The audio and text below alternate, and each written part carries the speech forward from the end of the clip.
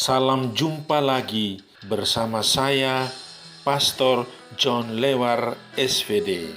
Suara Pagi. Hari Kamis 13 Januari 2022. Pekan biasa pertama. Bacaan-bacaan suci pada hari ini diambil dari kitab pertama Samuel bab 4 ayat 1 sampai dengan 11.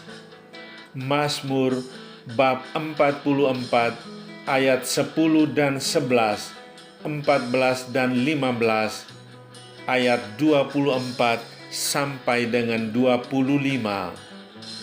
Injil Markus bab 1 ayat 40 sampai dengan 45. Mari kita membaca sabda Tuhan, merenungkannya, masuk dalam keheningan dan doa. Dalam nama Bapa dan Putera dan Roh Kudus. Amin. Tuhan bersamamu dan bersama rohmu. Inilah Injil Yesus Kristus menurut Markus. Dimuliakanlah Tuhan. Yesus menyembuhkan seorang yang sakit kusta. Seorang yang sakit kusta datang kepada Yesus, dan sambil berlutut di hadapannya, ia memohon bantuannya. Katanya, "Kalau engkau mau, engkau dapat mentahirkan aku." Maka tergeraklah hatinya oleh belas kasihan, lalu ia mengulurkan tangannya, menjamah orang itu dan berkata kepadanya, "Aku mau, jadilah engkau tahir."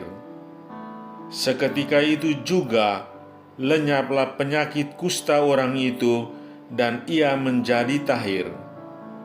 Segera ia menyuruh orang itu pergi dengan peringatan keras, "Ingatlah, janganlah engkau memberitahukan apa-apa tentang hal ini kepada siapapun, tetapi pergilah, perlihatkanlah dirimu kepada imam dan persembahkanlah untuk pentahiranmu persembahan yang diperintahkan oleh Musa sebagai bukti bagi mereka."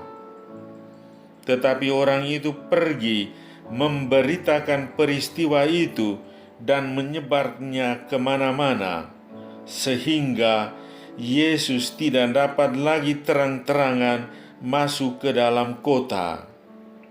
Ia tinggal di luar, di tempat-tempat yang sepi, namun orang terus juga datang kepadanya dari segala penjuru. Demikianlah sabda Tuhan. Terpujilah Kristus. Tuhan tidak lupa makhluk ciptaannya.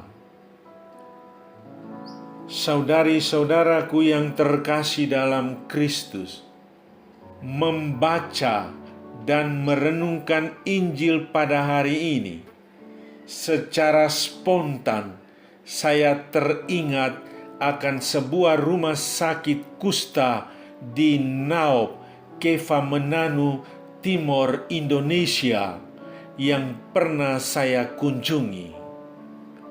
Sebuah rumah sakit yang dikelola oleh para suster Putri Renya Rosari, PRR. Rumah sakit tersebut menampung para penderita dan mantan penderita kusta dari berbagai daerah. Bagi mereka yang sakit, secara rutin tetap dan terus dirawat dan dilayani oleh para suster. Bagi mereka yang dinyatakan sudah sembuh dan sehat, diberdayakan dengan keterampilan-keterampilan. Ada sebagian orang kerja di bidang pertanian, beberapa orang sebagai tukang kayu, mereka yang lain beternak hewan, seperti ayam, babi, dan sapi. Terdapat pula sebagian gadis dan ibu-ibu bertenun dan menganyam tikar, dan masih banyak lain lagi. Dengan tubuh yang tidak sempurna dan utuh, tetapi mereka berusaha untuk menghidupi keluarganya. Di sini ternyata mereka dimanusiawikan, diterima sebagai orang sehat, sebagai sahabat dan sesama seperti yang lain. Apa yang dilakukan oleh para suster menjadi bukti yang sangat konkret bahwa Tuhan tidak melupakan makhluk ciptaannya, orang-orang kesayangannya, termasuk yang sakit, menderita, dan orang-orang kusta. Dalam tradisi Yahudi, orang kusta adalah orang nomor 2, najis, maka harus disingkirkan dan tidak boleh tampil di depan publik. Mereka tergolong orang-orang lemah dan berdosa. Karya pelayanan para suster PRR ini merupakan wujud nyata dari warta Injil hari ini.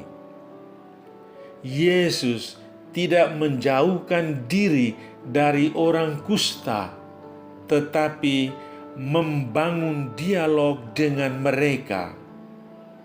Di dalam iman yang teguh, orang kusta memohon kesembuhan, dan benar, orang kusta itu disembuhkan, ditahirkan, dan dinyatakan sehat sebagai manusia.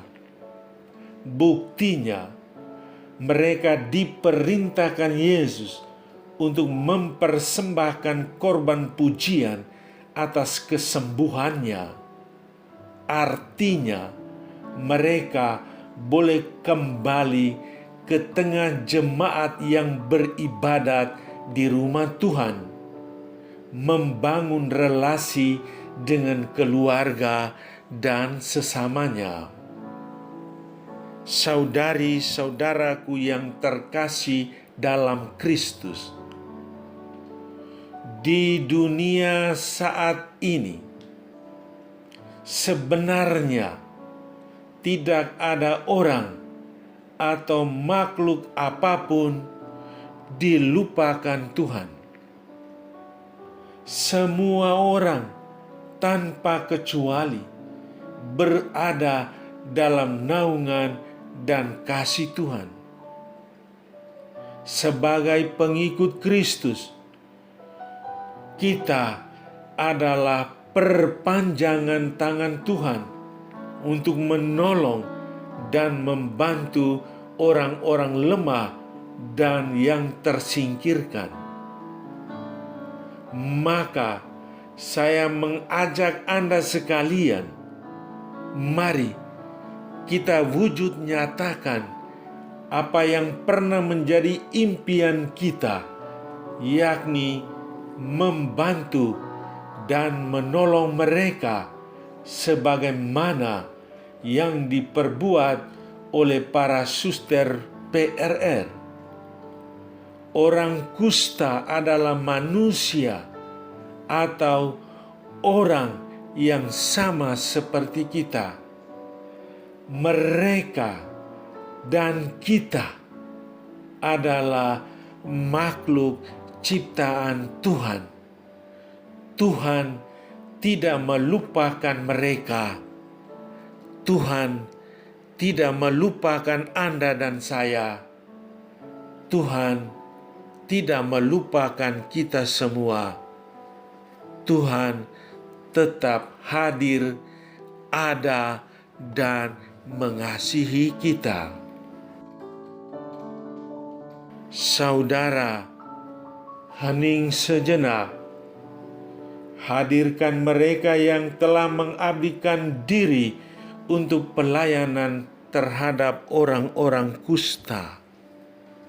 Sadarilah bahwa saat ini juga Yesus hadir dan mengajak Anda untuk berbela rasa dengan sesama yang menderita.